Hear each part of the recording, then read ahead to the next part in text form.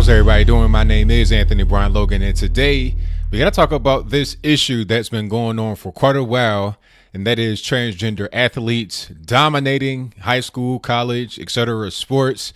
This is really a serious issue because it's starting to affect just regular people. I'll place more information about this in the box below, but I'm going to read this article and give you my commentary on it. This article comes from outsports.com. Obviously, this is a pro-gay website, and the writer, I looked into him. He's a LGBT sports writer. So I assume the dude is gay. Maybe he's transgender. I don't know what's going on. But you see the headline over my left-hand shoulder, and that says, as trans high school athletes win state titles, parents petition to ban them. And the subhead here says, no one should be excluding trans athletes because of the success of two hardworking youth. Now, I already know where this is going to go. You see the picture. I mean, the picture says 1,000 words. You see the young lady, the actual girl, who is really kind of upset. Like, she's out here doing the best she can as a woman. Biologically, she has limitations. And here you have this male, adult, almost adult male in high school, looking like a male, wearing some braids, identifying as a girl, and he's dominating. This is totally unfair. And I don't see how anybody could say that it's not unfair, but we're going to get into this article to see what this person says. Two transgender high school athletes in Connecticut both did really well on the track this season. Too well, say some detractors who are now trying to ban all transgender athletes from competing as their gender. And when you say their gender, what you mean is the gender they identify as, not their biological actual gender, male, female. What has been a quiet rumor since the success of last year's Andraya Yearwood, now with the added success of fellow trans sprinter Terry Miller, is quickly becoming a full-blown controversy in the state with some of the country's most welcoming policies for trans athletes. Recently, at the Connecticut State Championships, Miller set Connecticut State Open meet records in the girls' 100-meter and 200-meter races en route to 2 state titles. You don't say. A man, a biological male, dominates when he transitions over to women's sports. I mean, come on. This is something that you can see. Like, just look at the Olympics. Who's going to set the overall record for every race that there is? There's no woman that can outdo any man when you're talking about high level athletics, because these people push their bodies far and beyond the limit. To make it clear, the average woman in these races will run faster than any average man because of their conditioning. However, the average man in these competitions will run faster than the average woman in these competitions, because once you're able to push yourself physically, there's a limitation that you reach due to your biology if you are a woman that a man does not have. It's very simple. Miller, a sophomore, has added 2 New England regional championships to her trophy case, both for the 100-meter and 200-meter. Yearwood, also a sophomore, finished second in the 100-meter at the state meet, losing only to Miller. So basically, you got these two guys that are competing against each other in the women's competition. And here's where their parents come in. Now, some parents and student athletes are up in arms, starting petitions to ban trans athletes from competing. I think it's unfair to the girls who work really hard to do well and qualify for Opens and New England's competitions. Selina Soule, a sophomore who finished 6th in the 100-meter at the state meet, told the Hartford Courant, these girls, they're just coming in and beating everyone. Of course, none of this uproar about trans inclusion would be happening if Miller and Yearwood had finished 19th and 24th. Well, if was the 5th, we'd all be drunk, but we're not. The reality is that being a man puts you at a biological advantage over women. It's very simple. It's something that women just can't compete with. As elite trans athlete Chris Mosier has pointed out to me before, it's only an issue when trans girls and women earn gold medals. Now, I'm going to tell you this about the trans, about biological women that so-called become men. That's also a problem, because you would think if a woman becomes, in her mind, a man and competes with men, that she'd be at a disadvantage, and you'd be right, but she's still doing something wrong here, which is she is cheating because of the testosterone. I was always told that you couldn't be taking testosterone, performance enhancing drugs, but if you are transitioning, then it's okay. It seems like a loophole around that whole situation.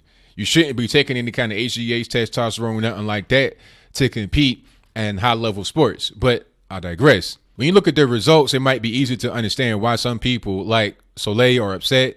On the face of the results, it looks like two trans athletes have suddenly come along and raced into state titles and decades-old records.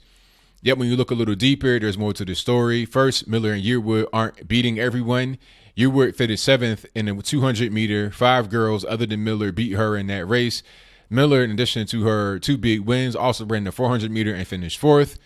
Both of these trans girls were beaten by cisgender girls. Look, don't say cisgender, because really, I'm feeling offended for the actual biological women.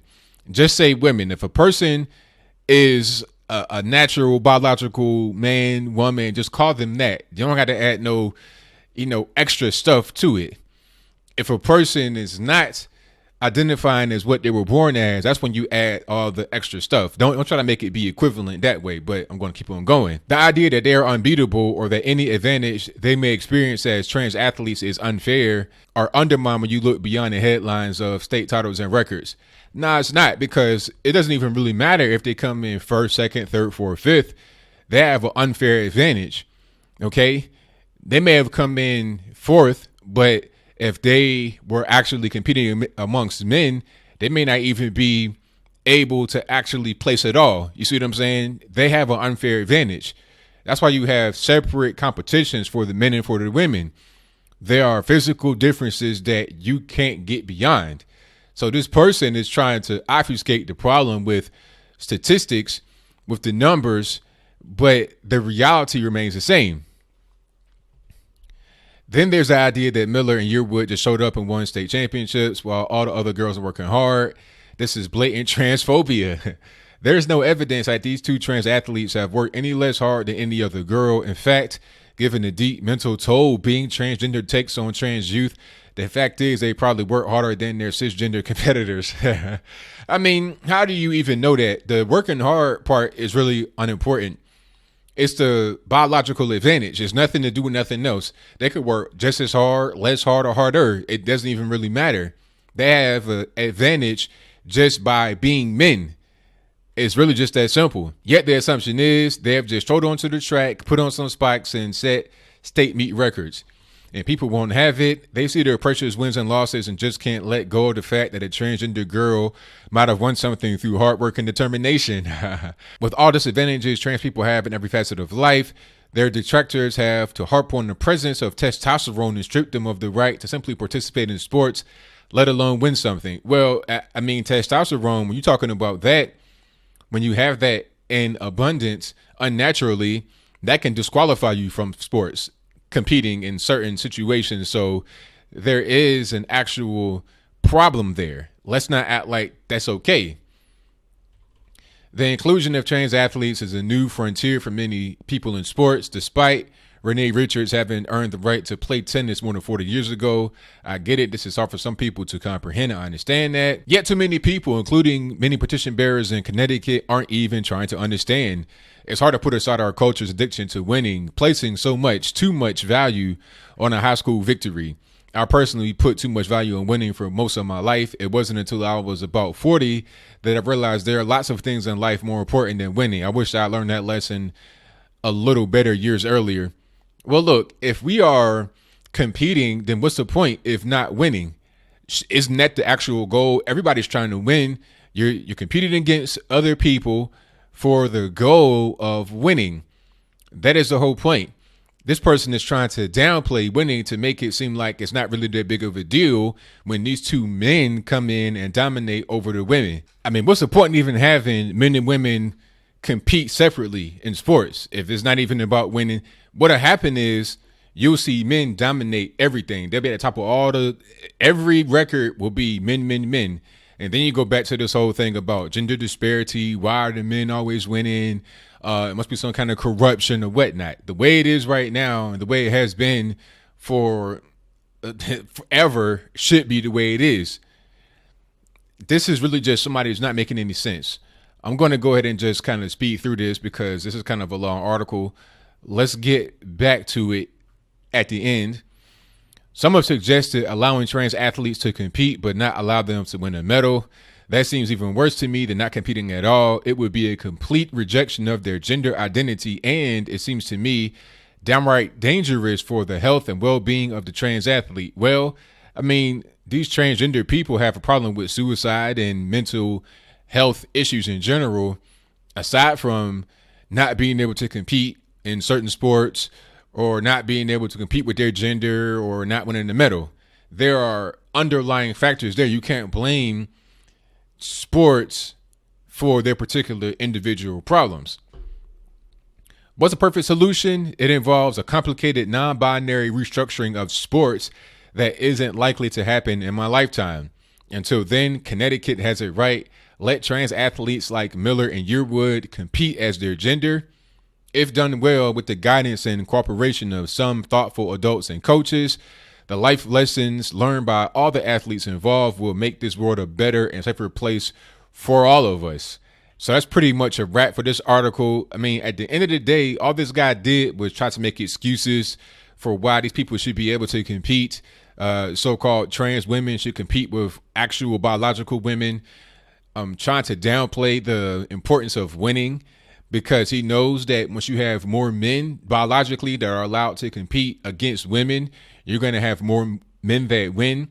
So he's trying to say that winning is not really a big deal, to try and comfort the women that are going to be upset that they're not given the opportunity to be able to win over these men.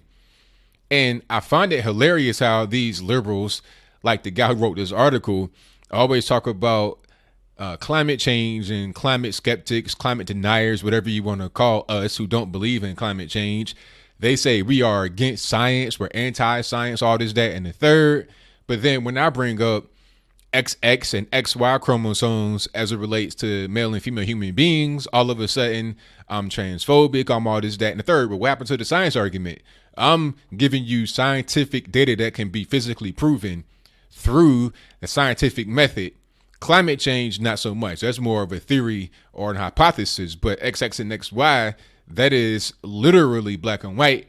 But that whole argument was thrown out the window. As I close, I want to say this. It is not fair to have transgender people compete against the gender they identify with. It's not fair for anybody. If you have men competing against women, men are going to naturally have an advantage due to biologically, physically being much faster and stronger than women on average. That's just the reality of it. Like I said, you have some of these highly trained women who are stronger and faster than some men, but on average, when you go out to the extremes of physical fitness, the men aren't going to always win. There's not one record in any kind of athletics, as far as I know. If I'm wrong, let me know in the box. But there's not one record in any kind of athletics that is held by a woman which is higher than that of a man. 40-yard dash, whatever it is. It just doesn't happen because it's not possible biologically. And it's not about being transphobic. I don't care if you gay, straight, whatever. That's your business. I really don't want to know about that, quite honestly. I'm just saying what's fair and what's unfair. And then you had the whole thing with the so-called trans men, women that have, in their mind at least, become men. Some would say that if these people compete against actual biological men, the biological men have an advantage. And that is true. However, it still, like I said earlier, creates a problem because these women are usually on some kind of HGH, testosterone, and that shouldn't be legal. You found a loophole to be able to juice, and that's just not okay. Let's just make things simple. Let's not complicate matters any. If you are a man, compete with men. If you are a woman, compete with the women. Biology should be what dictates who you compete with, not how you feel, not how you look. None of that should matter. It's all about science that can be proven through a scientific method. So what do you think? Do you think it's okay for so-called trans women to compete against real women?